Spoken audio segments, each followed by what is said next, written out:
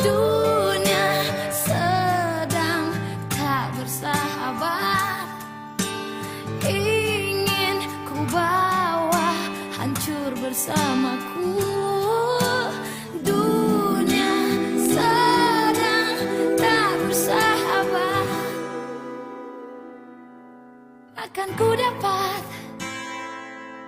lebih darimu, lebih darimu. Anda masih bersama Pro 1 RRI Bukit Tinggi, 97,2 FM, kanal informasi dan inspirasi.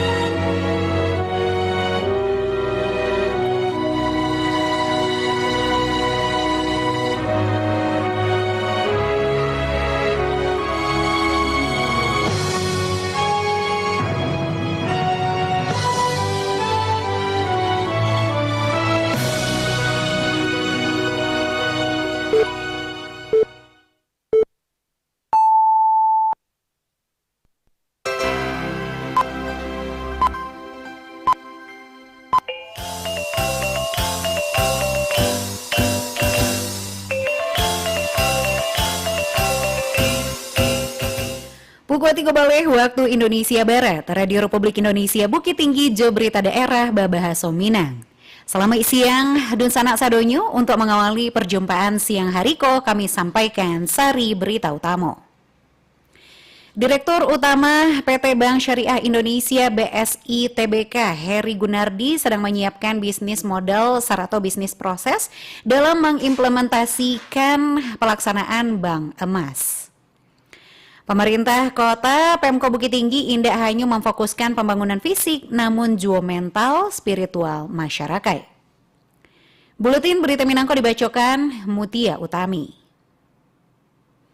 Direktur Utama PT Bank Syariah Indonesia BSI Tbk, Heri Gunardi, sampaikan pihaknya sedang menyiapkan bisnis model atau bisnis proses dalam mengimplementasi pelaksanaan Bank Emas di daerah pasca di launching Presiden Prabowo Subianto. Berikut laporan Joni Marbeta. Keberadaan Bank Emas ala di launching Presiden Republik Indonesia melibatkan 3 bank nasional termasuk Bank Syariah Indonesia BSI hingga kini baru tahapan pengenalan di daerah termasuk di Ranah Minang, Sumatera Barat. Serupa disampaikan Direktur Utama PT Bank Syariah Indonesia BSI Tbk Dr. Heri Gunardi MBA kepada RRI dalam acara rangkaian kegiatan Board of Director BUD Safari Ramadan 1446 Hijriah atau 2025 Masehi.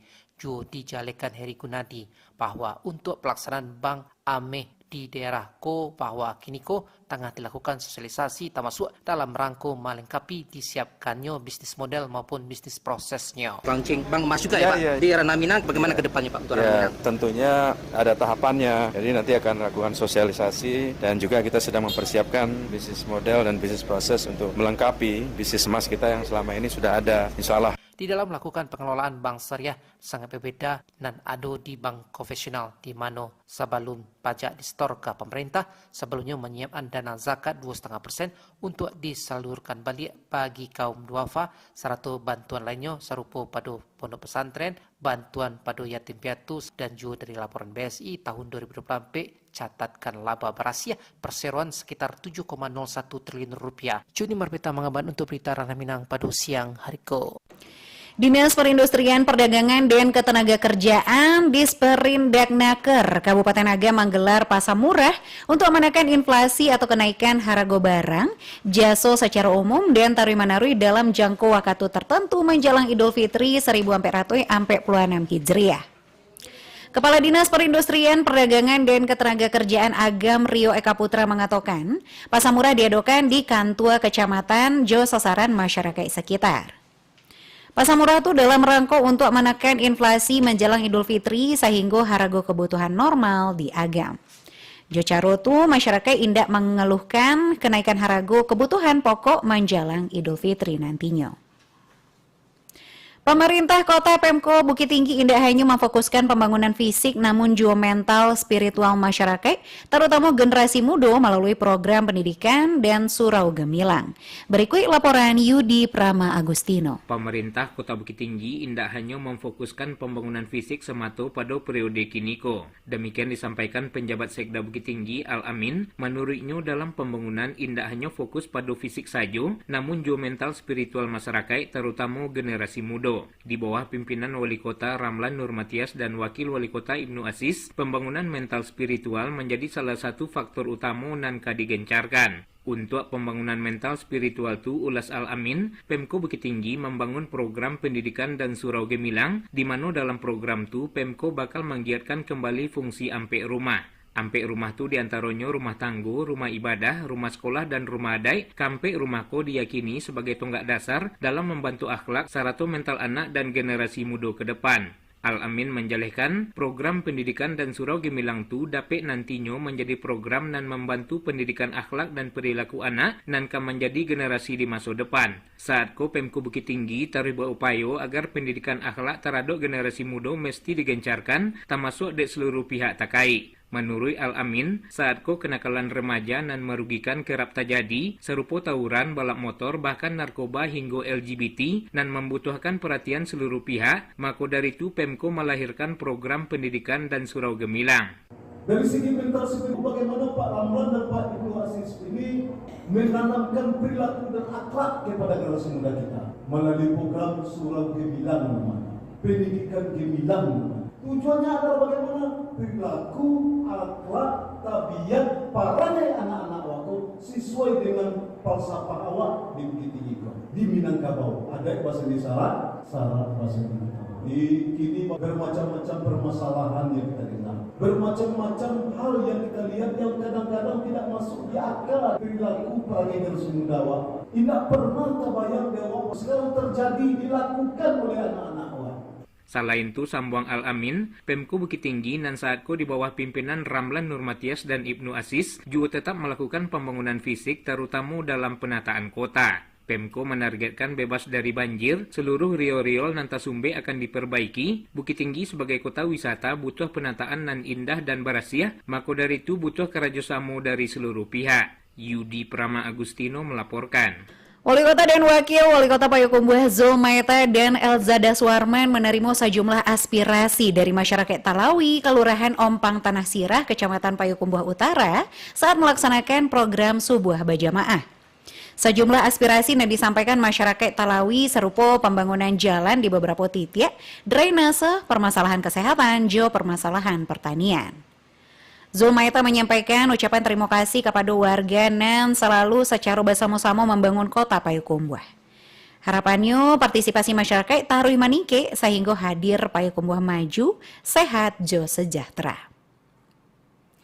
Badan Pengelola Islamic Center BPIC Kota Padang Panjang gelar Musabaqah Tilawatil Quran MTQ antar bintang Sumatera Barat serta lomba puitisasi terjemah Al-Quran Padang Panjang Batipuh 10 Koto Pabasko. Selangkaunya dilaporkan Nofri. Badan Pengelola Islamic Center atau BPIC Kota Padang Panjang gelar Musabaqah Tilawatil Quran atau MTQ antar bintang se-Sumatera Barat serta lomba puitisasi terjemahan Al-Quran se-Padang Panjang Batipuh 10 Koto nan dilaksanakan di Masjid Agung Manarul Ilmi Sabtu kapetang. Acara nan digelar dalam rangka syiar Ramadan dan peringatan malam nuzul Quran ko bertujuan meningkatkan minat baca masyarakat tahadok seni serta pemahaman Al-Quran. Ketua BPIC Nasrul Yahya menyampaikan apresiasi nan tinggi tahadok terselenggaranya kegiatan tasabue. Kegiatan ko tidak hanya sebagai ajang perlombaan, tetapi juga wadah untuk memperdalam pemahaman tahaduk Al-Quran, serta mengembangkan seni dalam berdakwah. Acara ko diikuti peserta dari berbagai daerah di Sumatera Barat dan akan bersaing dalam berbagai cabang lomba, termasuk MTQ antar bintang serta lomba puitisasi terjemahan Al-Quran. Nasrul berharap kegiatan ko dapat menjadi sarana untuk menumbuhkan kecintaan tahaduk Al-Quran di kalangan generasi muda, serta meningkatkan kualitas pemahaman agama di masyarakat. Kegiatan syiar Ramadan ini berupa dua event kegiatan. Pertama, Musabaqah Tilawatil Quran antar bintang se-Sumatera Barat. Nah, itu yang juara-juara saja. Yang juara-juara saja kita undang. Itu lagi event itu adalah lomba puitisasi pemahaman Al-Quran. Nah, itu kita laksanakan. Jadi dua event ini kita selenggarakan dalam rangka ini syiar bulan Ramadan. Ini yang membedakan kegiatan kita dibanding tahun-tahun sebelumnya tentang untuk bulan Ramadan di Masjid Agung Manarul Islamic Center. Dirinya menambahkan, kegiatan kau hendaknya dapat menciptakan generasi nan indak hanya cerdas dalam ilmu dunia, tetapi juga dalam ilmu agama. Lomba puitisasi terjemahan Al-Quran menjadi salah satu fokus utama dalam acara ko. Peserta diharapkan mampu mengungkapkan makna-makna Al-Quran jo caro nan indah sarato mendalam melalui puisi. Nofri melaporkan. Pelaksanaan makan bergizi MBG selama bulan Ramadan yang dilaksanakan Satuan Pelayanan Pemenuhan Gizi SPPG Guguk Panjang Tarok Dipo mendapat atensi positif. Berikut laporan Awan Ahmad Fauzan. Satuan Pelayanan Pemenuhan Gizi SPPG Guguk Panjang Tarok Dipo akui pihaknya mendapat respon positif dari sekolah penerima manfaat pasca pelaksanaan program Asta Cita Makan Bergizi Gratis MBG Ramadan dan berakhir pada masuk kegiatan belajar mengajar KBM Ramadan di Kota Bukit Tinggi sejak Kamis 20 Maret Kapatang. Kapalo SPPG Guguk Panjang Tarok Dipo M. Aditya Rahman Kapado RRI mengatakan bahwa kegiatan operasional yang dilakukan pihaknya sebagai pelaksana teknis kegiatan MBG Ramadan maupun di luar Ramadan sejauh ko Tarwi mendapat evaluasi secara berkala, termasuk kegiatan olah dapur yang dilakukan. Tarwi dimonitor secara ketat oleh ahli gizi guna menjaga angka kecukupan gizi atau AKG dan disajikan kepada 3.233 orang siswa penerima manfaat. Kapalo SPPG Guguk Panjang Tarok Dipo M. Aditya Rahman juga mengungkapkan keberhasilan mendapat respon positif program MBG, baik itu edisi Ramadan ataupun di luar Ramadan, antara pihaknya dengan Dandim 0304 Agam untuk menyalurkan program makan bergizi gratis MBG sesuai standar operasional prosedur dan ala ditentukan pemerintah Republik Indonesia melalui Badan Gizi Nasional atau BGN. Untuk operasional kami di dapur cukup juga lancar itu, tidak ada kendala karena kami sebelumnya sudah berkoordinasi dengan TNI, Polri, pemerintah setempat gitu kan. Jadi instansi-instansi terkait ini mendukung kegiatan kami di SPPG Guguk Panjang Tarok Dipo ini. Dihubungi secara terpisah, Kepala Sekolah Dasar Negeri SD 05 Tarok Dipo Kota Bukit Tinggi, Nefri Asnisa Kapado RRI mengungkapkan kehadiran program Asta Cita Makan Bergizi Gratis MBG Ramadan seindahnya melatih para siswa sebagai ajang untuk memperkenalkan menu makanan nan sihai jo bermanfaat bagi tubuh sesuai angka kecukupan gizi dengan harapan tumbuh kembang anak dapat terpenuhi. Tentunya mendukung karena selain dari ini adalah program dari pemerintah pusat, kemudian juga bermanfaat rasanya bagi anak-anak kita kan, sebab adalah yang untuk mereka makan untuk berbuka, walaupun sebenarnya di bulan Ramadan ini tentu udah banyak sekali makanan yang disediakan oleh orang tuanya karena anak usia SD umumnya apalagi kelas 1, 2, 3 itu mereka belajar puasa, ditambah lagi dengan adanya makan bergizi gratis ini.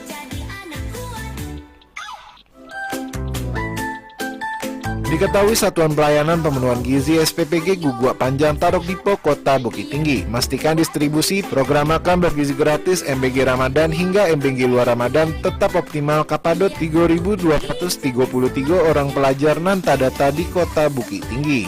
Antara lain tingkat sekolah menengah pertama ada ampe penerima manfaat, antara lain SMP Negeri 1 763 orang, SMP Negeri 2 924 orang, SMP Negeri 6 586 orang, Jo SMP Negeri 8 487 orang. Sedangkan untuk penyaluran MBG Ramadan hingga luar Ramadan tingkat sekolah dasar ada 2 penerima manfaat, yaitu SD Negeri 05 Tarok Dipo terdiri AT kelas rendah yaitu 1-3 SD, yakni 72 orang. Jo kelas tinggi yaitu 4 hingga 6 SD sebanyak 69 orang. Kemudian SD 08 Tarok Dipo untuk kelas rendah yaitu kelas 1-3 SD 170 orang. Dan kelas tinggi untuk kelas 4 hingga kelas 6 sebanyak 162 orang. Dari Kota Bukit Tinggi, Alwan Ahmad Fauzan dari Bukit Tinggi melaporkan untuk Warna Minang terkini Siang Iko. Pemerintah Kota Padang Panjang bersama organisasi perangkat daerah OPD, instansi vertikal dan BUMD Sekota Padang Panjang berbagi takjil secara serentak kepada masyarakat. Wali Kota Padang Panjang Henry Arnis pada kesempatan itu mengatakan coba bagi takjil yang dilakukan secara serentak dapat membantu masyarakat memberikan keberkahan. Wali Kota Henry Arnis berharap kegiatan berbagi takjil serentak itu menjadi kegiatan rutin pada Ramadan berikutnya. Mulai hari ini diberlakukan pembatasan angkutan barang beroperasi di jalan raya, namun terdapat pengecualian terhadap sejumlah angkutan barang. Selangkutnya Ahmad Ihsan melaporkan. Satlantas Polresta Bukit Tinggi minta masyarakat mematuhi aturan pembatasan operasional angkutan barang selama arus mudik jauh balik Lebaran Idul Fitri 1446 Hijriah 2025 Masehi. Kepala Satuan Lalu Lintas Kasatlantas Polresta Bukit Tinggi AKP Muhammad Irsyad Fatur Rahman melalui KBO Ibda Azriyandi kepada wartawan mengatakan pembatasan operasional angkutan barang di Provinsi Sumatera Barat diberlakukan pada ruas jalan Padang, Solo, Keliran Jauh, Bateh, Provinsi Jambi, yakni Kabupaten Darmasraya justru sebaliknya. Kemudian ruas jalan Padang, Padang Panjang, Bukit Tinggi, Bateh, Provinsi Riau, Kabupaten 50 Kota justru sebaliknya. Dikatakan pembatasan berlaku untuk mobil barang dengan sumbu tigo atau labiah, mobil barang dengan kereta tempelan, mobil barang dengan gandengan, mobil barang dengan pengangkutan hasil galian baik tanah, kasih, jo batu, hasil tambang, jo bahan bangunan. Selanjutnya pembatasan operasional angkutan barang diberlakukan mulai Senin hari 24 Maret 2025 jam 00 dini hari sampai Selasa 8 April 2025 jam 24.00 waktu Indonesia Barat. Kita mengharapkan juga kepada seluruh pengendara untuk berhati-hati karena ini merupakan satu jalur. Jadi bagi pengendara jangan terlena dengan satu jalur, memacu kecepatannya dengan kecepatan yang tidak pada umumnya. Utamakanlah keselamatan daripada kecepatan. Dan untuk Gubernur sudah mengeluarkan pengumuman adanya pembatasan kendaraan angkutan barang selama operasi ketupat ini sudah diberlakukan pembatasan, terutama kendaraan yang dengan sumbu 3 atau lebih. Terus yang kedua kendaraan mobil barang dengan kereta tempelan. Terus mobil barang yang dengan gandengan juga. Selanjutnya mobil barang dengan pengangkutan seperti hasil galian tanah, pasir, batu, hasil tambang, termasuk bahan-bahan bangunan. Kasat Lantas Polresta Bukit Tinggi AKP Muhammad Irsyad Fatur Rahman melalui KBO Ibda Azriyandi menyebutkan pembatasan angkutan barangko indak berlaku bagi angkutan barang pengangkut kebutuhan pokok, hewan ternak, bahan bakar minyak gas, pupuk, kendaraan hantaran uang. Angkutan barang yang dikecualikan itu harus dilengkapi dengan surat muatan dan diterbitkan di pemilik barang yang diangkut. Surat keterangan berisi keterangan jenis, tujuan, jonamo, seratu, alamat pemilik barang yang diangkut. Surat muatan ditempelkan pada kaca muka sebelah kiri angkutan barang. Pihaknya menjalankan pembatasan mobilisasi angkutan barang itu dimuat dalam pengumuman yang dikeluarkan Gubernur Sumatera Barat jadi ditindaklanjuti di Direktorat Lalu Lintas Ditlantas Polda Sumatera Barat. Tetapi yang kita diizinkan oleh pemerintah provinsi atau gubernur dalam hal ini untuk sembako, untuk kebutuhan-kebutuhan pokok itu dipersilakan untuk membawa bahan-bahan tersebut. Dan kita juga memprioritaskan apalagi untuk BBM. Pada Lebaran Idul Fitri 1446 Hijriah Polresta Bukit Tinggi menyikapi pelaksanaan operasi ketupat 2025 dengan kembali mendirikan beberapa pos serupa pos pengamanan terpadu 6 lokasi di kawasan pedestrian Jam Gadang, 5 pos pelayanan yakni di Tugu Polwan, Simpang Padang Lua, Simpang Balingka Malala, Simpang Tanjung Alam, Simpang Baso. Juga terdapat 2 pos pengamanan di objek wisata, yakni di Taman Panorama Lubang Japang, Jutem SBK. Ahmad Iksan melaporkan. Pemerintah Kabupaten Solo Selatan mengimbau pedagang indak menimbun barang menjelang Lebaran Idul Fitri 1446 Hijriah agar pasokan dan harga tetap terkendali. Wakil Bupati Solo Selatan Yulian Evi Katiko melakukan sidak ke Pasar Muaro Labuh menyebutkan harga kebutuhan pokok di pasar itu masih terjangkau, sama halnya jo kondisi di Pasar Padang Aro. Yulian Evi mengimbau masyarakat untuk berbelanja sesuai jo kebutuhan menjelang Lebaran dan indak berlebihan. Wakil Bupati Tanah Datar Ahmad Fadli menekankan pentingnya pemanfaatan cold storage geo-refill container untuk menjaga stabilitas harga pangan daerah. Berikut laporan Irsyad. Wakil Bupati Tanah Datar Ahmad Fadli meminta Perumda tua sepakat memanfaatkan cold storage atau reefer container secara optimal untuk menjaga stabilitas harga pangan. Hal itu disampaikannya dalam rapat evaluasi bersama Perumda JOPD terkait di Aula Eksekutif Kantor Bupati Tanah Datar. Ahmad Fadli menyebutkan fluktuasi harga pangan sering terjadi akibat perbedaan harga dan tinggi antara produsen dan konsumen. Pemerintah daerah telah menyediakan fasilitas itu agar bahan pangan dapat disimpan lebih lama jika tersedia saat dibutuhkan. Dirinya menegaskan bahwa alat itu dapat digunakan untuk menyimpan berbagai bahan pangan serupa sayur, daging, dan buah-buahan. Ahmad Fadli berharap Perumda Tuas Pakat sebagai BUMD dan ditugaskan mengelola fasilitas itu dapat menjalankan fungsinya secara baik. Dan tentu saja pemanfaatan cold storage ini walaupun kita serahkan pengelolaannya kepada Perumda, tapi tentu ini tidak lepas juga dengan kepentingan masyarakat, terutama dalam pengendalian inflasi, pengendalian harga, sehingga ketika harga murah itu masyarakat kita bisa kita bantu intervensi harga dengan memberikan harga yang lebih baik. Wakil Bupati Tanah Datar Ahmad Fadli menambahkan bahwa pengadaan alat itu berasal dari Badan Pangan Nasional pada tahun 2024. Dirinya juga menyebutkan bahwa Tanah Datar menjadi salah satu dari 2 daerah di Sumatera Barat yang memiliki fasilitas itu selain Kabupaten Solo. Irsyad melaporkan.